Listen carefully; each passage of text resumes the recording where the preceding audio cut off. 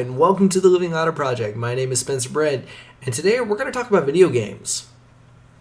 Now, I said we were going to talk about video games, and that's true, but we're also going to be talking about them in a narrative context. Because, like last week, I find video games to be one of those really strong narrative things, and it just makes so much more sense to talk about them in a narrative and in a gameplay perspective. One of the cool things about video games is that it puts you into the story. It makes you do something fun, and you get to learn and play through this experience that normally you wouldn't be able to have. So, because of that, you have to really take this whole narrative idea and shift it a bit. You take this player character, be it a elf or a normal human or some random army dude, and you're putting them in a story. And you have to play out that story somehow, whether that be through scripted actions or something completely different. And as you play, you get to learn new things about what's going on in the world. You get to be part of the solution to whatever the problem is. And it's really interesting to see. There are games as narrative works aren't without their own issues.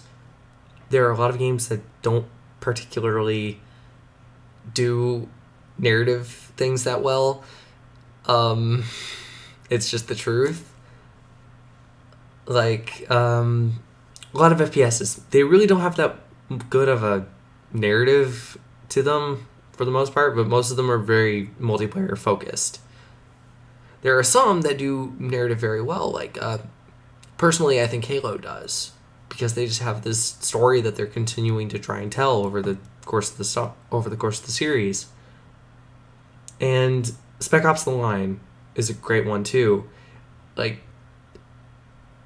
a show that I watch religiously on YouTube is called The Extra Credits, has used Spec Ops: The Line as a topic for their videos because it was so strong in its narrative and how it does everything in its gameplay, and it's interesting. And that's one of the things I'm going to point you to. I'm going to point you to Extra Credits because they have a lot of really good explanations on how narrative can be part of a story and how it can be so useful in the story, and how narrative can be really a strong part of video games if it's done right.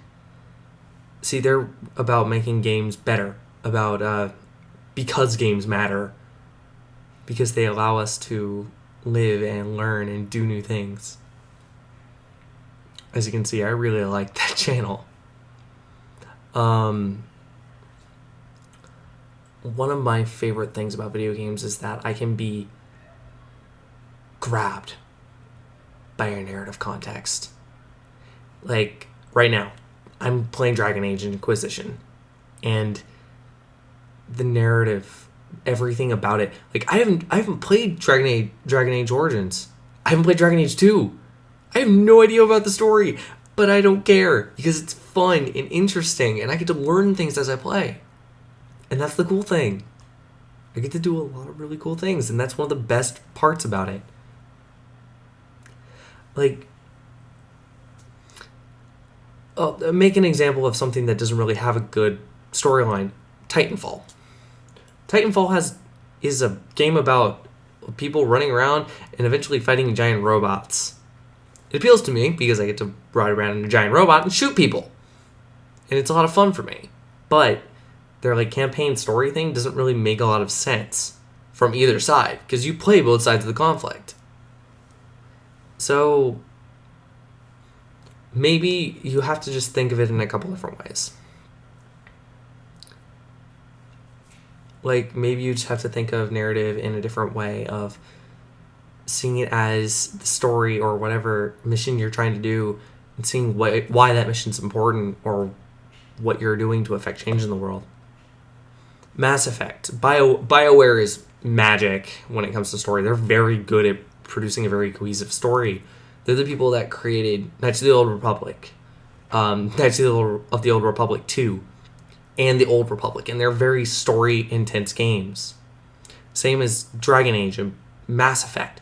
Mass Effect is this huge story-driven game, and unfortunately, they kind of botched the ending, or most people think they did, because they gave you these choices that didn't really make sense with what was going on. And all these choices that you were accumulating through the games gave you this idea that it was going to matter more, and it might not have. I have another series that I really like, or at least people that I like playing with, called Telltale. They do a lot of really cool stuff. And actually this week I'm going to be doing a Let's Play in one of their games. One of the less story-based games, but that's because, well, I don't want to spoil a story or not be able to talk because I'm listening to the story going on or I'm playing. One of the big things about Telltale is that they craft these experiences from franchises. Like, and they're all based episodically. They're into the second season of The Walking Dead. They're doing one on Game of Thrones. They're doing one in Borderlands. They're even doing one for Minecraft. But my favorites, honestly, are the Borderlands one and the one that they did for the Fables comic series called The Wolf Among Us. It's a very narrative and story-driven game where you're kind of doing stuff that happens before Fables. And you're trying to find out what's going on. You're playing the big bad wolf. And you get to really understand how that universe kind of came to be. Even, like, me going into it with nothing. I had no idea about the Fables universe whatsoever. I understand things. I get it. And I kind of actually want to start reading those comics now because of this game. Narrative work can really bring you to new worlds. It can really show you new things. When I'm playing DAI, I'm in that world. The narrative focus just brings me into that world and keeps me there. And it's one of the coolest things about it. When I'm playing BioShock, the world building, the narrative, everything, all the story, it's right there. It's being presented to you through these audio logs, and it just keeps me trying to find things, and it's so much fun. And that's one of the things I love about video games, that they can present these interactive stories, and they can present these interactive experiences, and really let us just understand what we're doing, or really let us experience these new different things, and let us sympathize and empathize with these characters that we love, that we come to love. And that's one of the coolest things, because being able to interact with the story even more so than just imagining what's happening on the page. It's something that keeps me going, especially in a story, not a story, but a video game context, because I keep playing, I keep going, I want to know more. I just got Majora's Mask. I got the 3D one for the 3DS.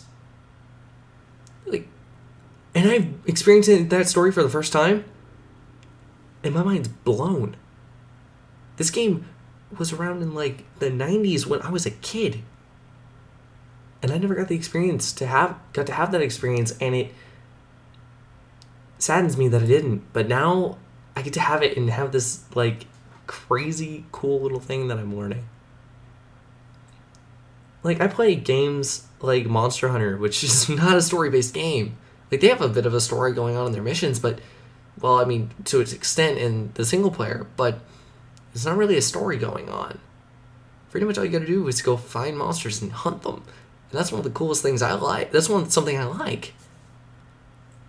But a narrative-driven story will grab me and keep me there for days, for weeks, for months. It's one of the reasons why I really like things like Red vs. Blue and Community and things that keep me moving, keep me going.